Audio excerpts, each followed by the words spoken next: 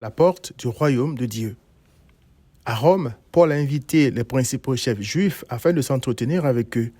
Il est écrit, Paul leur annonça le royaume de Dieu en rendant témoignage et en cherchant, par la loi de Moïse et par les prophètes, c'est-à-dire l'Ancien Testament, à les persuader de ce qui concerne Jésus.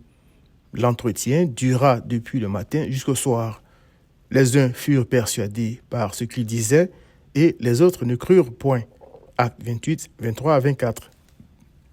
Beaucoup lisent l'Ancien Testament pour en tirer des règles de bonne conduite ou des choses à faire pour être bénis et pour entrer au ciel, car il est écrit « Si vous obéissez à mes commandements que je vous prescris aujourd'hui, si vous aimez l'Éternel, votre Dieu, et si vous le servez de tout votre cœur et de toute votre âme, je donnerai à votre pays la pluie en son temps. » Deutéronome 11, 13 à 14. Pourtant, en lisant bien ce passage, on voit qu'il s'agit d'aimer Dieu et de le servir de tout cœur et de toute âme, et non d'obéir à des règles pour être récompensés. Beaucoup sont déçus de Dieu parce qu'ils n'obtiennent pas leur salaire, car Dieu exige la perfection. Ils se tournent donc vers de faux dieux. C'est l'histoire de l'idolâtrie d'Israël. Dieu s'est donc choisi un serviteur pour faire ce que l'homme est incapable de faire, c'est-à-dire lui obéir parfaitement et sauver des hommes malgré leur désobéissance. C'est de sa part qu'Habakkuk a dit « Car le figuier ne fleurira pas, la vigne ne produira rien, le fruit de l'olivier manquera, les champs ne donneront pas de nourriture. Toutefois, je veux me réjouir en l'Éternel, je veux me réjouir dans le Dieu de mon salut. » Habakkuk 3, 17 à 18. Le vrai serviteur aime Dieu, lui obéit et accomplit sa loi par amour, sans broncher, même si cela doit lui coûter la vie. Voir Ésaïe 53, verset 7. Il s'agit de Christ. Si les croyants de l'Ancien Testament étaient bénis, c'est à cause de l'œuvre que Christ allait accomplir sur la croix en leur nom.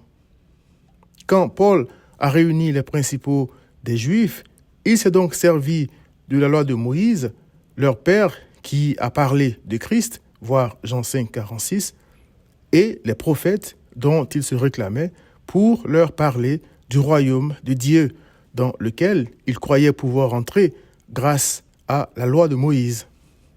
Ce qui m'a frappé, c'est ce que Paul leur a dit concernant ce royaume. Il est écrit, Paul leur annonça le royaume de Dieu en cherchant à les persuader de ce qui concerne Jésus. Acte 28, verset 23.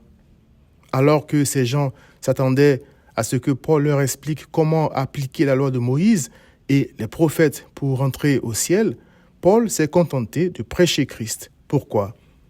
Parce que c'est par lui qu'on entre dans le royaume de Dieu. Voir Jean 14, verset 6. L'un des malfaiteurs qui avait été crucifié avec Christ lui a dit « Souviens-toi de moi quand tu viendras dans ton règne. » Et Christ lui a répondu « Je te le dis en vérité, aujourd'hui, tu seras avec moi dans le paradis. » Matthieu 23, 42 à 43. Je crois donc que croire en Christ, c'est être dans le royaume de Dieu, ici et maintenant.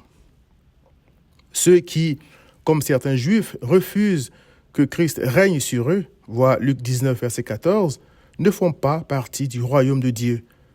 C'est ce que Paul a expliqué aux principaux des Juifs du matin jusqu'au soir. Il est écrit, « L'entretien dura depuis le matin jusqu'au soir. Les uns furent persuadés par ce qu'il, c'est-à-dire Paul, disait, et les autres ne crurent point. » Acte 28, 23 à 24. Comme c'est toujours le cas, ceux pour qui Christ est mort, c'est-à-dire ceux d'entre eux qui étaient destinés à la vie éternelle, ont cru. Les autres sont restés dans la rébellion. Voir Acte 13, 48. Gloire à Dieu si par lui tu es en Christ, selon 1 Corinthiens 1, verset 30, c'est-à-dire citoyen ou citoyenne de son royaume. Sinon, viens à Christ.